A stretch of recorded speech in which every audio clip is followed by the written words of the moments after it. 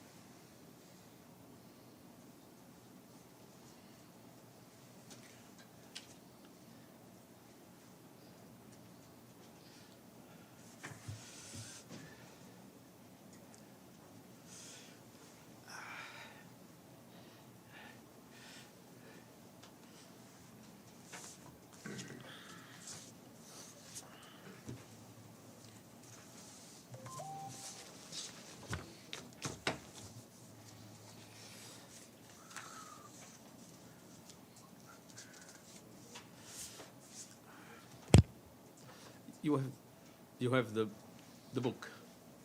No? It was given virtually because there was a typo in the actual report. So, So but they've been given the background. Yes. Okay. Yeah. Everything is virtual now. Yeah.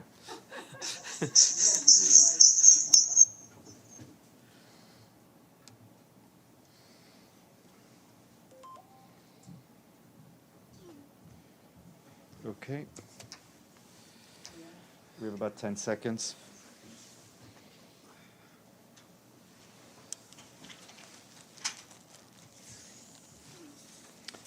Okay. All right. Good morning. We're delighted that you could join us in this kind of brave new world of hybrid press briefings. In the room with us here in New York is the Secretary-General of the United Nations, and joining us by video link, we also have a Secretary-General, Professor Petteri Taalas, the Secretary-General of the World Meteorological Organization. We're here for the presentation of the United in Science 2020 Climate Report. Mr. Guterres will make some opening remarks. Professor Taalas will then make some remarks and present the key findings in the report. My Secretary-General will then take a few questions on climate, and Professor Taalas will remain and take other questions. We have colleagues here in the room in New York, and joining us by video link are journalists both in New York and in Geneva. And as a reminder, Secretary-General Guterres will be back next week on the 16th for his annual pre-General Assembly press conference. So, Secretary-General, you have the floor, and welcome. Thank you very much. Ladies and gentlemen of the media, I'm pleased to join Professor Taalas of the World Meteorological Organization for this launch of United in Science 2020, a multi-agency compilation of the latest climate science. Professor Taalas will walk through some of the details, but let me say a few words from the outset. This report is a catalogue of a climate crisis that is worsening by the hour. Yes, economies slowed down because of COVID-19, but the heating of our planet has not let up. As the report shows, greenhouse gas concentrations reached new record highs in 2020. The last time levels were this high was between 2.6 and 5.3 million years ago, in the Pliocene era, when there were trees at the South Pole and sea levels were some 20 meters higher.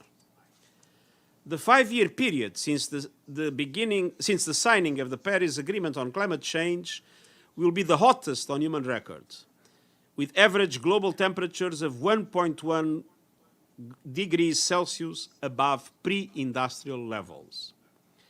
And the report also rings the alarm that there is a significant and growing chance of temporarily reaching the 1.5 degrees threshold in the coming 5 years. Over the same period, the extent of Arctic and Antarctic sea ice has been below average, and sea level rise has been accelerating due to melting land-based ice.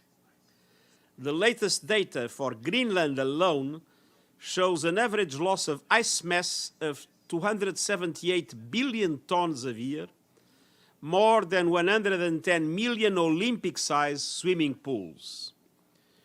And this is Greenland alone. 110 million Olympic-sized swimming pools of lost ice in Greenland alone. Let's not forget that there is Antarctica. Let's not forget there are glaciers all over the world.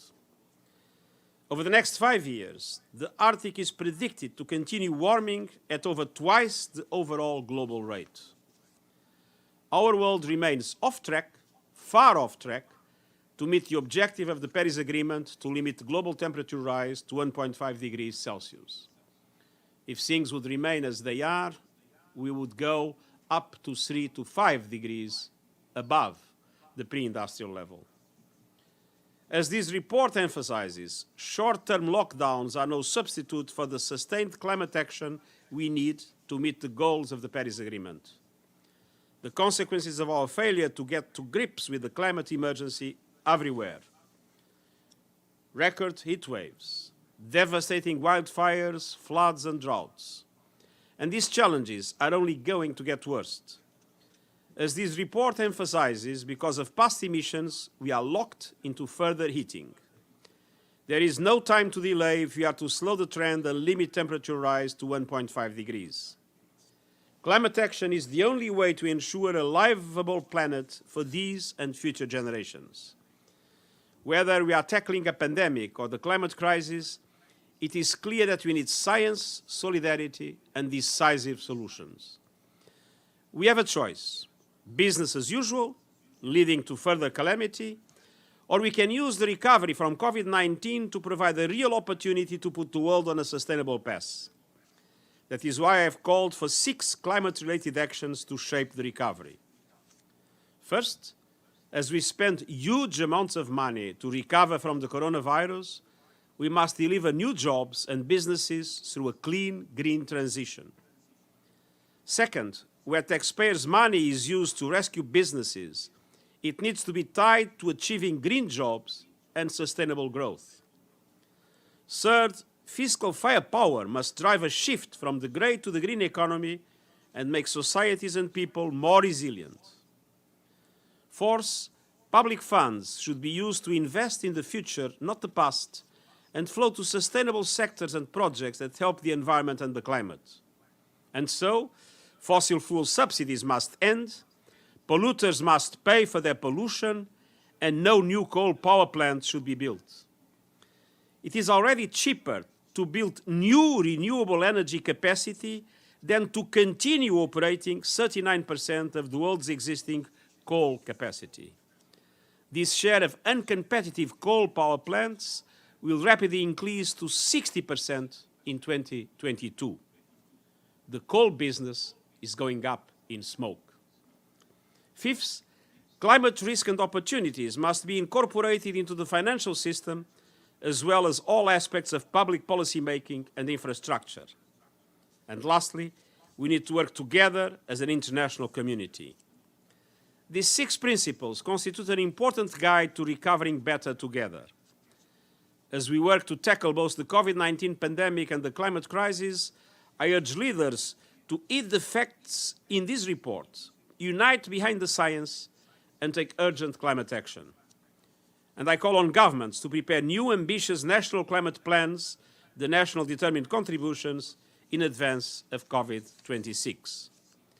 That is how we will build a safer, more sustainable future. And I now hand over to Professor Taalas to take us through the findings of the report. Thank you very much, sir. Professor Taalas, you have the floor.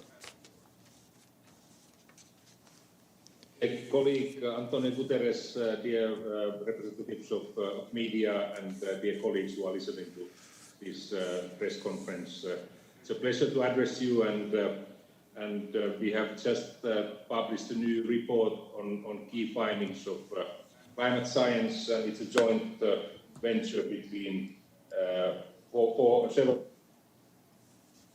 organizations, WMO, UNEP, IPCC, and Unesco, International Oceanographic Commission. And we also have contribution from the UK Met Office in the report. I would like to show the key findings as slides. Could we get the slides up, François, please?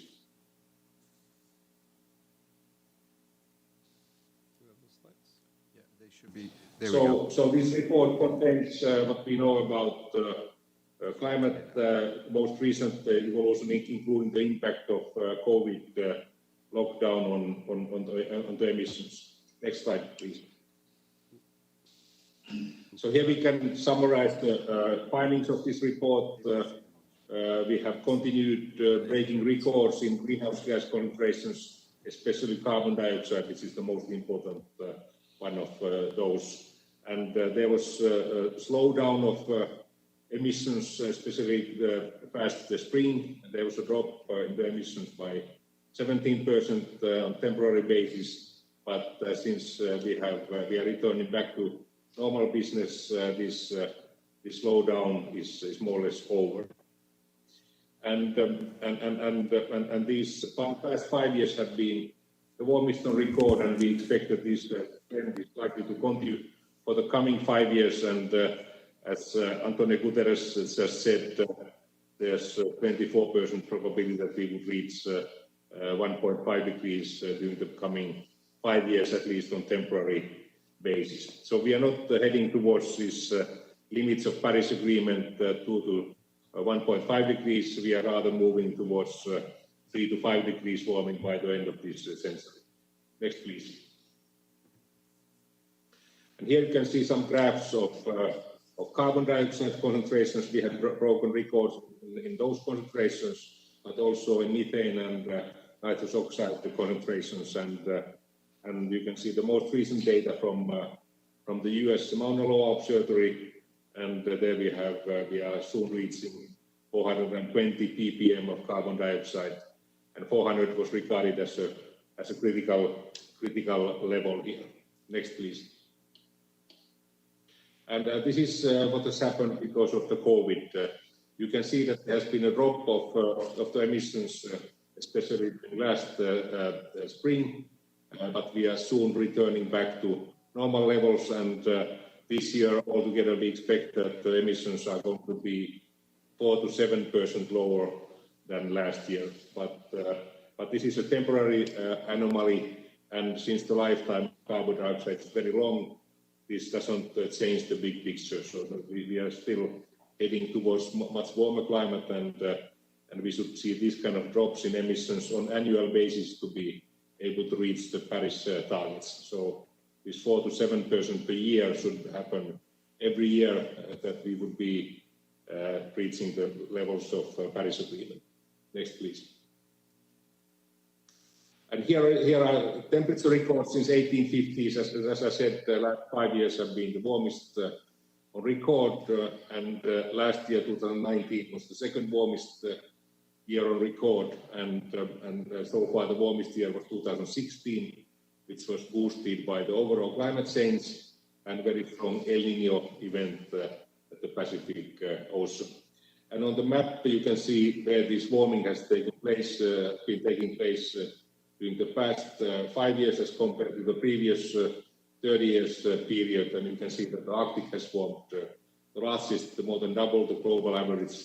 But we have also seen that the Antarctic area started warming, which is bad news, because in that region we have the largest amount of glacier and even potential of 60 meters sea level rise if it would melt the whole glacier. And we have seen also an anomaly south of Greenland and Iceland, which is, to our understanding, related to the slowing down of so-called Gulf Stream, warm water from Caribbean towards Europe.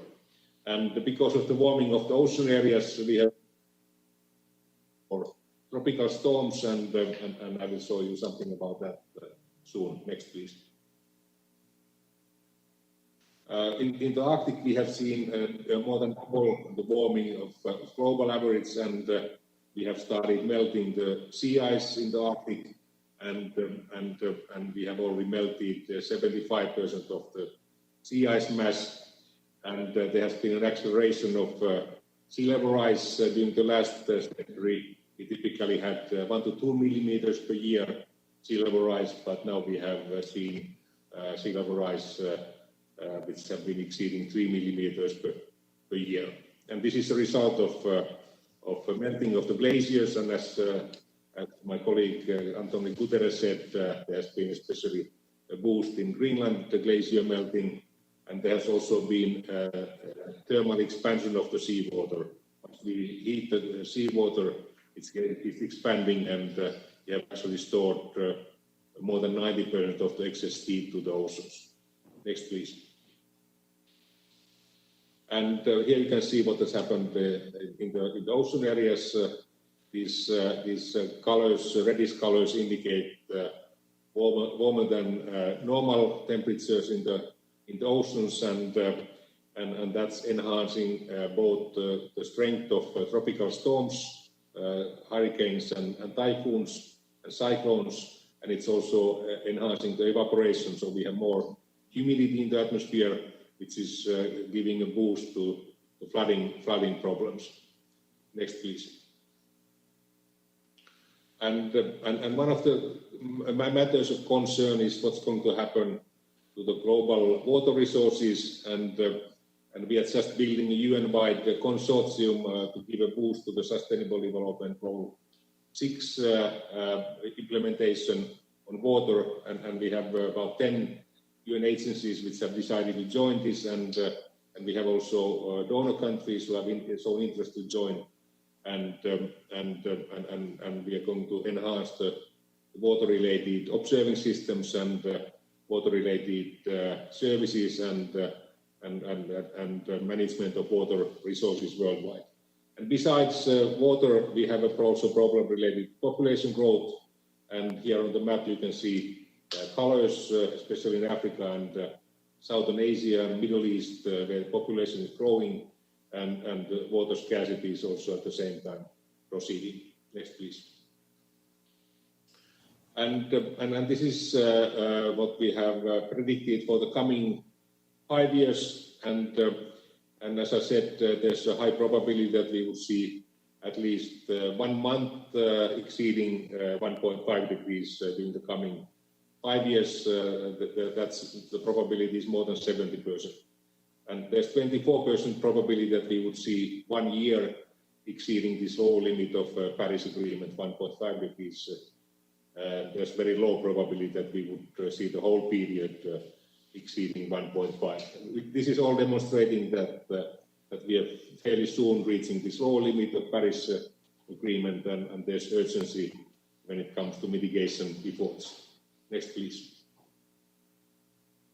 And from our sector, we can say that this COVID has also had an impact on our observing system, and also in the early warning service systems, and these colors on the map indicate which areas have been affected, and you can see Africa and Latin America affected most, and there's been also a very dramatic drop in the amount of aircraft-based observations, which are also important for us. In the ocean areas, we have seen also slight drop in the observations because of the COVID crisis.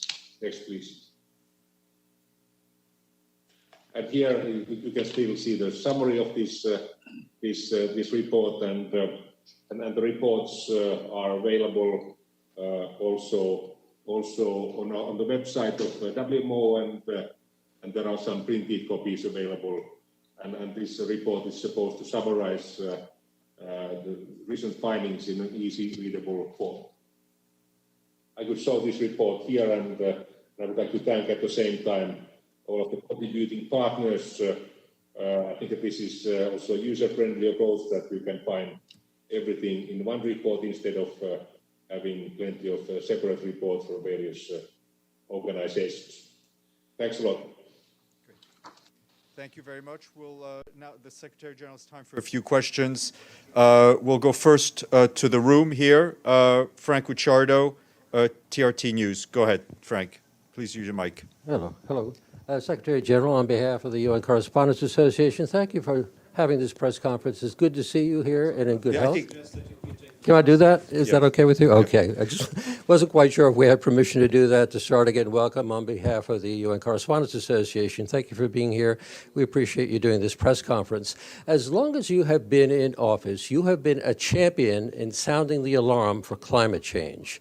And I can see over the years and over the basic climate change conferences that it really must have been pretty frustrating at times and continues to be so because you have countries like the United States and China that have not exactly been very aggressive in cutting back their emissions. What can you do to tackle this issue in the future? Well, first of all, it's important to notice that we have already 120 countries that have accepted carbon neutrality in 2050 and are establishing the plans to implement it. And that represents 25% of the emissions. So the big question, as you mentioned, are the big emitters. And the big emitters are the United States, China, the European Union, Japan, Russia, India.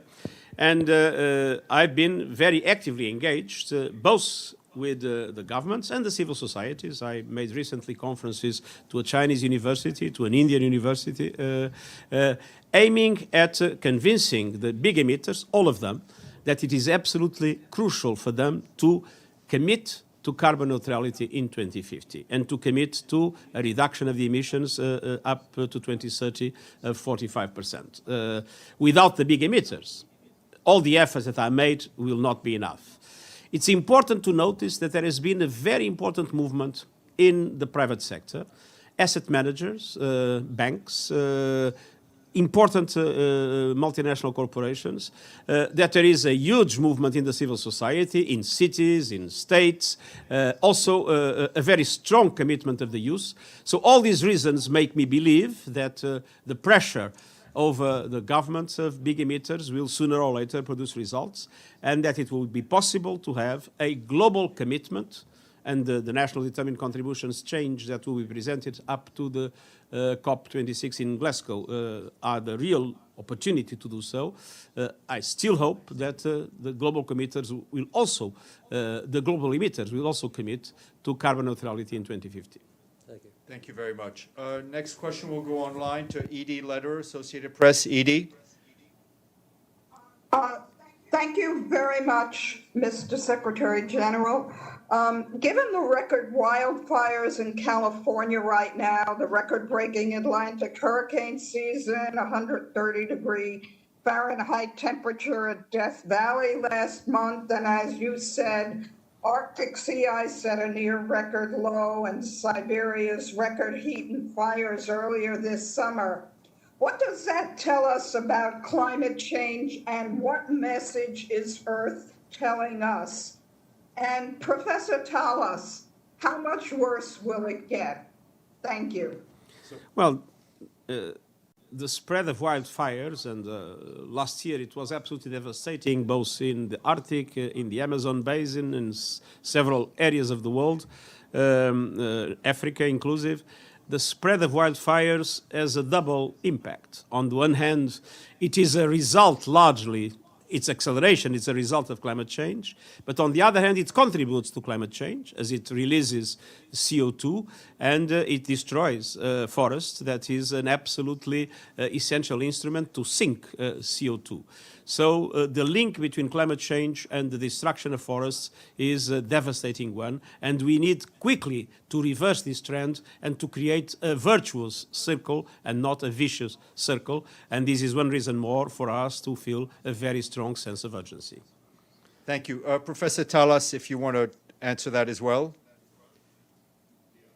Yeah, so this, the fact that we have started seeing growing amount of temperature, growing amount of heat waves, and also drought events, which are often related to the heat waves, that has been causing these forest fires, and we have seen record-breaking forest fires in Australia last year, recently in California, and this year, and also last year in eastern Siberia. And as António Guterres said, they are also contributing to the emissions of carbon to the atmosphere. The main forest problem that we have worldwide is related to the deforestation in the rainforest areas, like in Brazil and Indonesia. That's number one problem, but these forest fires are number two. to a problem in that sense. And then you were asking whether what will happen in the future. It's known that this negative trend in climate will continue for the coming decades, and if we are successful with the mitigation efforts, we could phase out this negative trend in 2060s. And the sea level rise, which has been also accelerating, that will continue until next century, unfortunately. Thank you very much. Valeria Robecco, ANSA Italian News Agency. Valeria? Yes, thank you. Can you hear me? Perfectly. Okay, good, thank you. Thank you, first of all, for this press conference on behalf of ANCA remotely.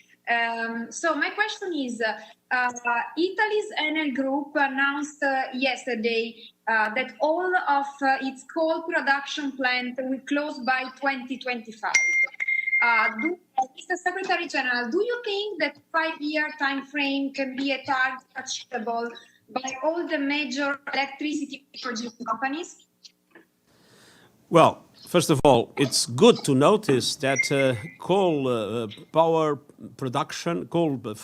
production is indeed decreasing in several parts of the world, including, by the way, here in the United States. But that there are very strong commitments in Europe about it.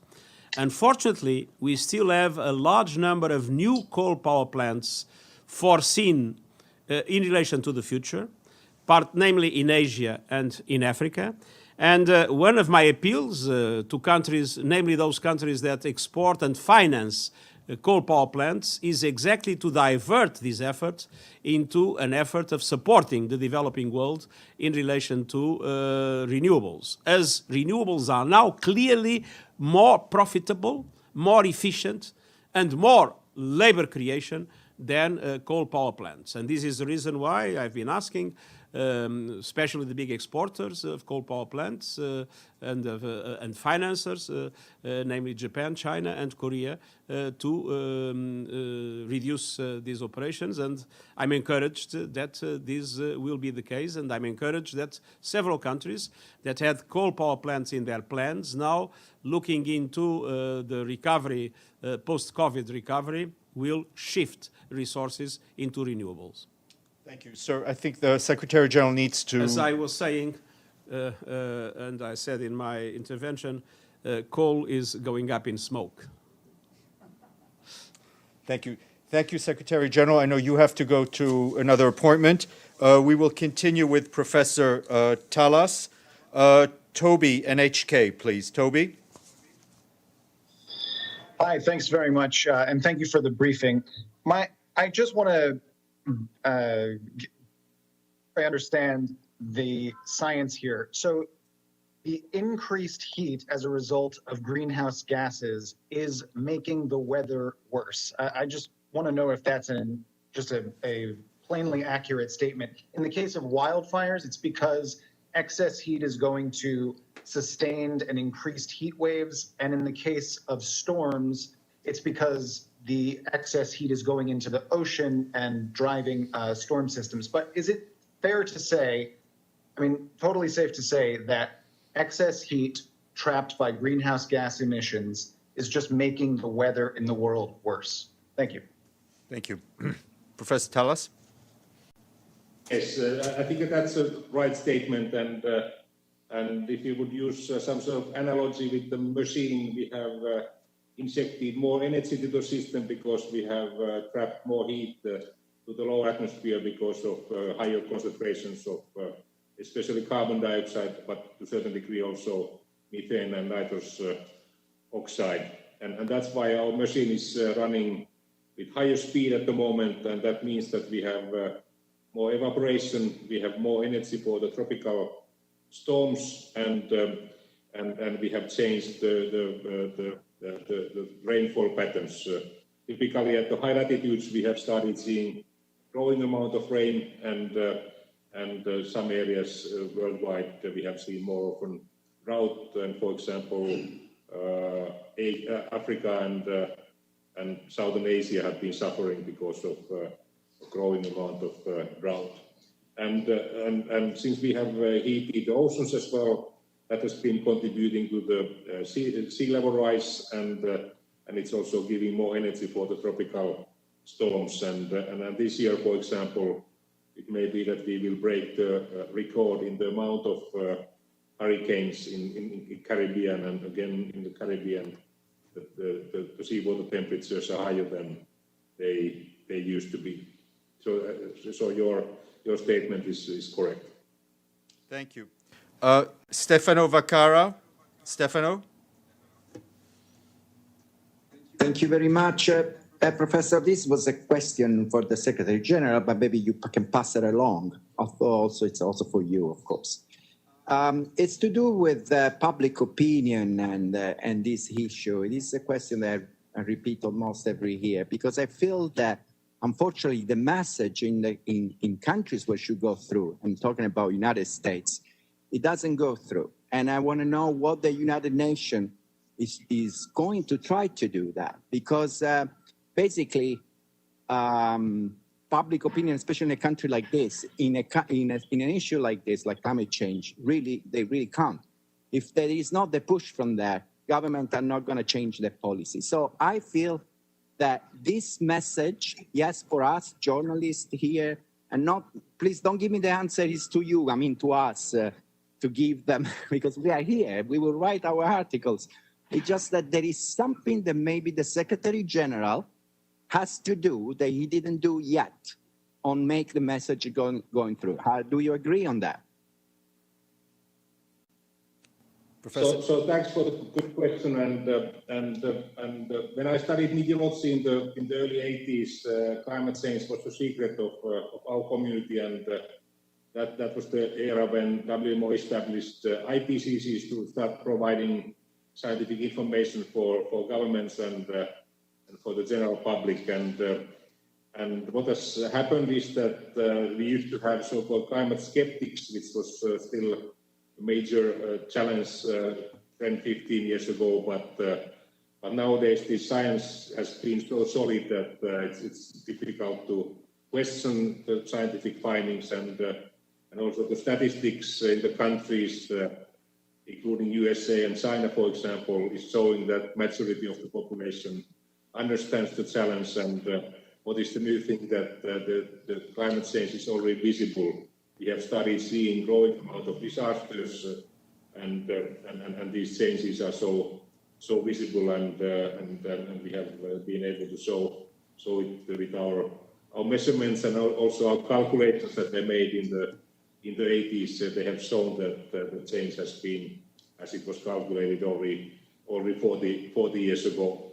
So this science is fairly solid, but you as journalists, you have an important role to play, and the pain that the decision makers are having is that these political decisions that they make, they have to be also acceptable by the people. And once you touch the economic issues at the country level, they are always sensitive.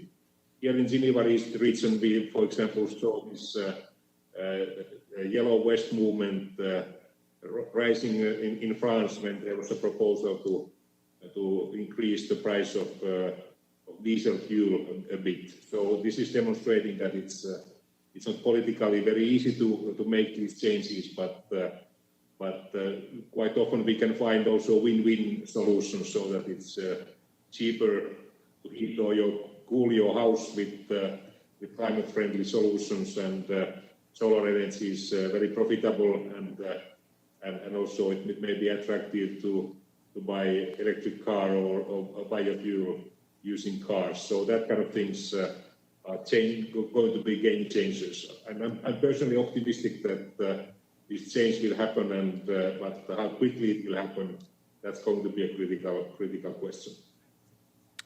Thank you. Celia de la Varenne, and then we'll go to Iftikhar. Celia? More and more people will have to flee their country in order to survive. How do you see the future for those populations? That's a good question, and this is one of the matters of concern when it comes to impacts of climate change. And we have already seen, for example, the Arab Spring phenomenon in some African and Middle East countries. There was a severe drought period for a couple of years, which led to rise of food price and unemployment among the labor which were working for farms, and that was one of the reasons for unrest in Libya, Egypt, and also Syria, where the conflict is still ongoing. And we have seen problems also in Somalia and in Chad. And the risk for such problems is clearly rising, and as I said, this negative trend in climate will continue for the coming decades, and we have to be prepared to face such problems. At the same time, the population growth is boosting these problems. When visiting many African countries, I've had a chance to speak with ministers and heads of state, and they are very much concerned how they can provide education and healthcare and employment opportunities for the growing population. So besides talking about climate change, we should also talk about the population growth challenge. Thank you very much. As a reminder, if anybody has questions, just send me a note in the chat. We're going to go to the video. Iftikhar Ali, Associated Press of Pakistan. Iftikhar? Yeah. Sir, you are predicting the next 5 years are having record heat. At this stage, do you have any proposal? You are proposing any steps for the countries to how to deal with such a record heat? So as I said, this negative trend in climate will continue for the coming decades, and as I said, I also said in my presentation that there's a risk that we would hit the lower limit of Paris Agreement, 1.5 degree, for some months. That's very likely to happen, and it's also there's a slight probability that we would see a year which would already be 1.5 degrees warmer than the average. And besides climate mitigation, we have to invest in climate adaptation, which is highly important, and that's a challenge for the governments, how to protect the people when we have a growing amount of heat waves, and how to ensure, for example, food security and water resource availability in the conditions of changing climate. So we have the two challenges. We have to, at the same time, mitigate the climate change, which is going to be the key to the long-term solution. But for the coming decades, we have to also pay attention to adaptation. And unfortunately, the richer countries have better capacity to adapt and better means for that, and the less developed countries are in poorer position when it comes to such opportunities. And that's something where we need also international investments to support the less developed countries in their adaptation. Thank you. We'll go back to the room. Katerina, please. Hello. Yeah. Katerina Lisунova from Ukrainian TV channel Prямий. So, Professor Taalas, I want to address another part of the issue, because while the most of the democratic and developed countries, developed world, trying to fight together the climate changing risks, other countries are using this crisis for personal benefits. For example, Russian Federation during the last decades advanced a lot in their project of drilling Arctic ice and to obtain natural resources such as gas and oil. So I wonder, what is your strategy to fight against this part of the problem when other countries using global warming and situation in their personal advantage and like using business as usual approach? This is the multifold challenge. We have those countries who are very much dependent on fossil energy exports, and actually the consumption of those resources very much takes place in developed countries, USA, North American countries, West European countries, and also in the big Asian economies. And so we have a common challenge to reduce the consumption of those resources in those countries that I mentioned. And of course, it's going to be a major challenge for those economies which are highly dependent on exports of fossil energy. And that's, of course, Russia is one of those countries, but we have also some of the Middle East countries where this is the case. And at the same time, we have to adapt to new scheme where perhaps we are not able to use all of the known fossil fuel resources if we want to be successful in climate mitigation. Thank you very much, Professor Taalas. I don't see any more questions in the chat. If anybody has anything either in the room or on the screen, just wave. All right. Well, sorry, Maria Krenova, TAS. Please, Maria. Thank you. I just wanted to follow up Russia. I didn't quite understand. So is Russia the only European country which is acting this way? And if you are naming Russia in particular, can you name other countries? Because others in, as you mentioned, the Middle East region are not named. So let's be more fair. I think that we shouldn't blame any individual countries here. We have a common challenge for all of the countries, and it's a challenge for those countries which are consuming this kind of resources, and it's a challenge for those countries which are producing those resources. And we have also, for example, coal production in European countries and North American countries, and it's a common challenge. And how to balance the economies, that's a major challenge for those countries which are dependent on the exports of those goods. And it's not an easy case. So that's why that's one reason why we haven't been able to solve the problem yet, although we know that it would be beneficial to do so. Great. Okay, Professor Taalas, thank you very much. Thank you to all of us, all of you rather, joining either in the room or by phone or by video. And we'll see you soon. Professor Taalas, thank you again. Bye-bye.